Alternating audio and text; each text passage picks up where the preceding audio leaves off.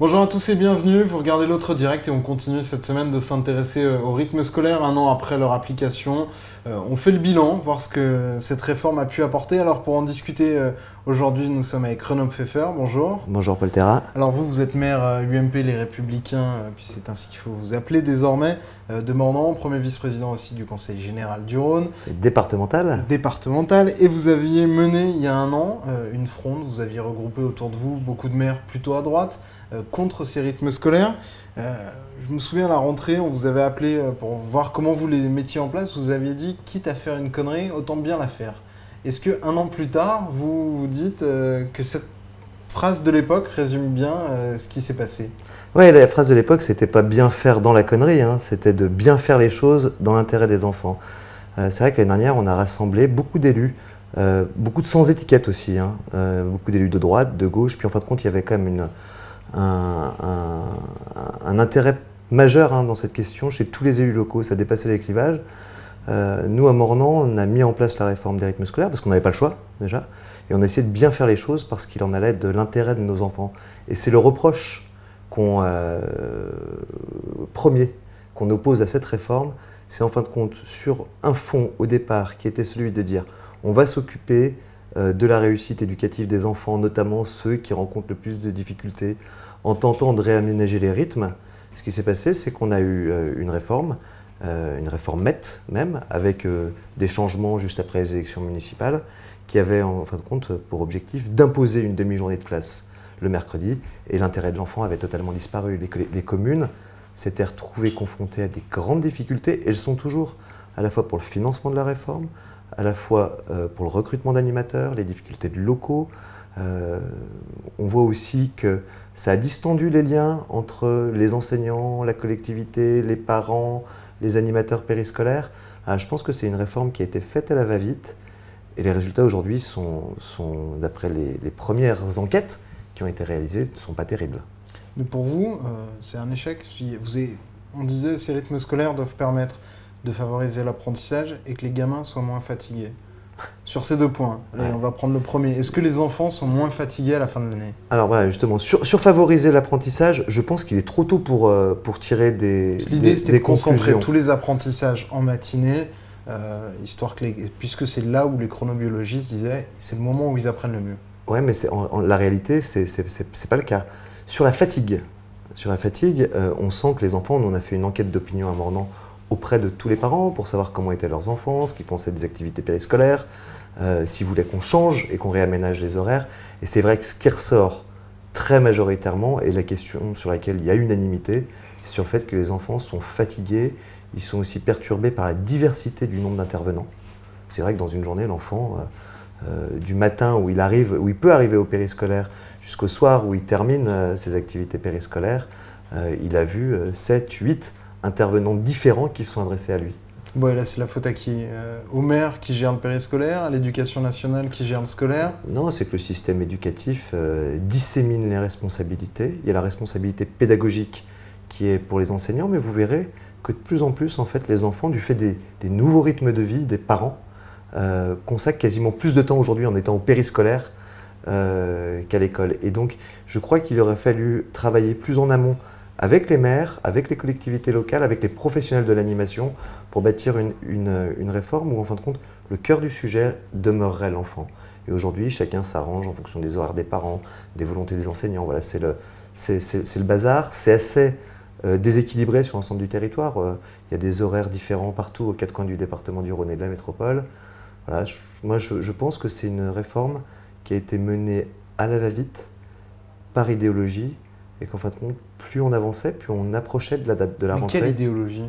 L'idéologie, c'était je me souviens Parce de qu'à la la base, première il y avait un phrase. consensus, tout le monde disait l'école aujourd'hui, ça marche pas, les gamins apprennent pas comme il faut. Du passage du CM2 à la 6e, on se rend compte qu'il y en a X% qui savent pas lire, qui maîtrisent pas les fondamentaux, ça va plus du tout, il faut tout changer. Tous les partis politiques, ouais, tous les syndicats mais est-ce que de profs, tous les parents d'élèves. Bien sûr, mais est-ce que c'est en rajoutant 3/4 d'heure par jour de TAP, des temps périscolaires aux enfants, et en mettant une demi-journée de plus de classe le mercredi, ou parfois il y a l'exemple du vendredi après-midi, hein, sans école. C'est ceux qui ont le voilà. décret Hamon, qui était plus souple que le décret Payon, que vous avez appliqué à Mornan. Moi, j'ai voulu appliquer le décret Payon parce que c'est celui qui était le plus proche de l'intérêt des enfants. Voilà. Et que le décret Hamon est arrivé déjà très tardivement. À un moment, on avait déjà essayé de travailler sur les recrutements, sur les programmes. Nous, on a mis en œuvre des animations pour que les enfants tirent bénéfice de ce temps périscolaire. Mais notre responsabilité à nous, maires élus, c'est pas d'être des pédagogues. On ne s'occupe pas de la pédagogie. Je crois qu'il y a l'éducation nationale qui doit faire sa réforme. Parce que pour l'instant, dans les retours que les parents font et qui sont plutôt mauvais pour le coup, c'est de dire que l'interlocuteur à l'école, c'est l'instit, Ouais. mais que sur les rythmes scolaires, l'instit dit non, ça ne me concerne pas, c'est pas de mon ressort, et que du coup, le message est totalement brouillé et qu'on ne sait plus qui l'emporte, Ouais, qui est le référent. En fait, c'était une façon aussi pour l'État de se désengager de la question éducative, considérant que les communes s'occupaient du périscolaire et des bâtiments, qui pouvaient nous confier la responsabilité de toute l'organisation du temps scolaire. Et c'est un gros reproche qu'on peut faire à l'éducation Mais vous, nationale. en tant que maire, est-ce que vous arrivez à discuter avec les instits en disant qu'est-ce qu'on en fait de ces rythmes scolaires? Est-ce que vous sentez les instituteurs réceptifs, que c'est quelque chose qui les concerne, ou eux ils disent c'est pas mon cœur de métier, je m'en occupe? Non, nous on a travaillé toute l'année avec les instituteurs sur notamment l'aménagement des horaires. Mais on se trouve confronté à des difficultés. Les horaires souhaités par les instits ne sont pas les mêmes que les horaires souhaités par les parents, qui ne sont pas les mêmes que ceux souhaités pour des raisons parfois financières par les municipalités.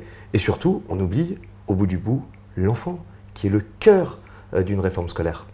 Mais parce que pour un maire, globalement, ça coûte beaucoup d'argent. Ouais, Et est-ce que c'est facile de trouver des animateurs? Parce qu'on imagine dans les grandes villes qu'on peut trouver facilement.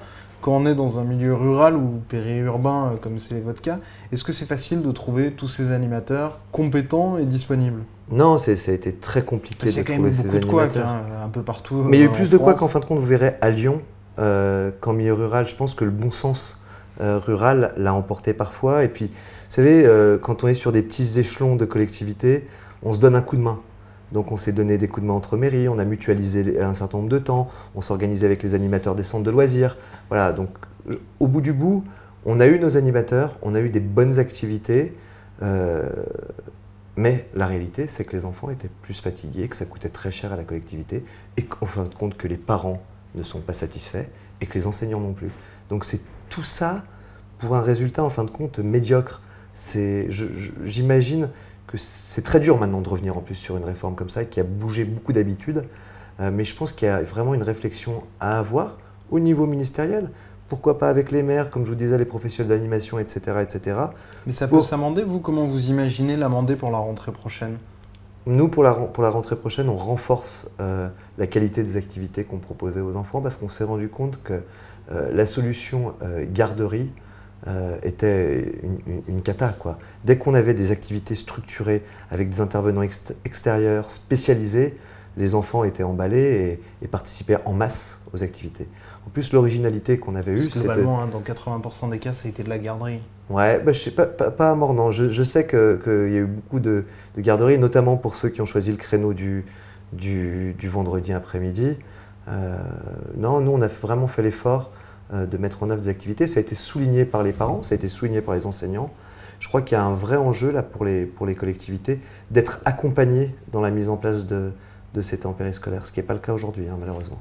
Avec cette réforme, on a l'impression que globalement, on a concentré l'attention toute l'année sur 3 heures, 4 heures de périscolaire, et pas du tout sur les 25, 30 heures de scolaire, que le périscolaire l'a complètement emporté sur le scolaire. Disons finalement que la municipalité l'a emporté sur l'éducation nationale. Comment on peut réinverser le rapport de force? En fait, la municipalité a récupéré le désengagement de l'État. Et donc, on est des élus responsables. On ne va pas se désengager à notre tour. On n'était pas obligé de mettre en œuvre des activités périscolaires. C'est une compétence facultative pour une collectivité. Mais qu'est-ce qu'on fait? On ne va pas laisser les enfants ou les parents dans la panade parce que, au niveau national, l'éducation a choisi de modifier les rythmes. C'est vrai qu'aujourd'hui, on sent que les municipalités ont de plus en plus d'importance à ce niveau-là. Et on peut participer. C'est pour ça que je pense qu'on aurait été un bon partenaire d'une réforme de l'école.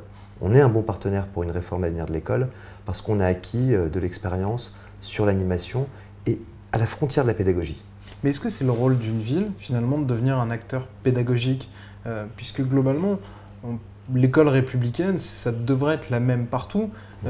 Là, avec les rythmes scolaires, d'une ville à l'autre, en fonction de l'importance qu'un maire va donner à l'éducation, en fonction de ses revenus, on peut avoir finalement une école à 2, à 3, à 50 vitesses. Est-ce que ça, c'est aussi finalement un des gros écueils de ces rythmes scolaires? Ouais, c'est une réforme qui crée des inégalités, qui les renforce entre les territoires urbains et les territoires ruraux, entre les communes riches, il y a des communes riches, et entre les communes pauvres. Donc c'est sûr que c'est une réforme qui crée des inégalités. C'est dramatique, parce que comme vous le disiez, c'est l'école de la République, voilà, c'est l'incarnation de l'avenir. Aujourd'hui, on pourra nous juger sur la façon dont on s'occupe de nos enfants. Voilà, je pense que c'est le seul jugement qu'on peut émettre sur une société, c'est la façon dont elle traite à la fois les plus fragiles et l'avenir. Et sur l'apprentissage, ça, vous avez vraiment aucune capacité de dire c'est mieux ou c'est moins bien qu'avant? Non, on a les retours des enseignants, voilà, on a les retours des parents. Après, il n'y a pas eu de réforme au fond des programmes.